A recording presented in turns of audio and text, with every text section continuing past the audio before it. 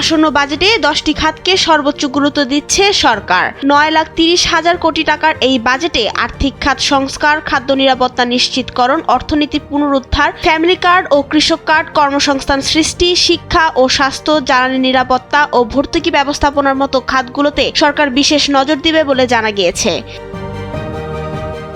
সরকার জানিয়েছে তারা বিএনপির নির্বাচনী ইশতেহার বাস্তবায়নে গুরুত্ব দিচ্ছে। অন্যদিকে 2026-27 অর্থ বছরের বাজেটে সরাসরি সম্পদ কর চালুর প্রাথমিক পরিকল্পনা থাকলেও শেষ মুহূর্তে তা থেকে সরে এসেছে জাতীয় রাজস্ব বোর্ড। এর ফলে সরকারের রাজস্ব আদায় বৃদ্ধির পরিকল্পনা বাধাগ্রস্ত হবে অনেকটাই। এবারের বাজেটে রাজস্ব আয়ের লক্ষ্যমাত্রা ধরা হয়েছে 6,95,000 কোটি টাকা।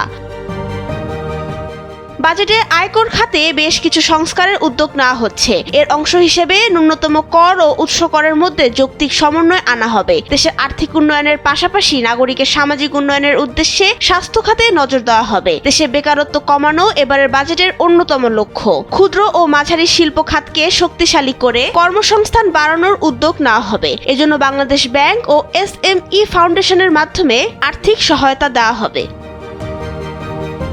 মূল্যস্ফীতি নিয়ন্ত্রণ, কর্মসংস্থান সৃষ্টির পাশাপাশি শিক্ষা, মানব সম্পদ ও জলবায়ু পরিবর্তন মোকাবিলাও রয়েছে সরকারের অগ্রাধিকার তালিকায়। দেশের সবচেয়ে বড় বাজেটকে সফল করতে হলে সরকারের ঋণ পরিশোধ, জ্বালানি সংকট সহ নানা চ্যালেঞ্জের মুখোমুখিও হতে হচ্ছে। তাই বাজেট বাস্তবায়ন কতটুকু পারবে বিএনপি সরকার, তাই এখন দেখার বিষয়।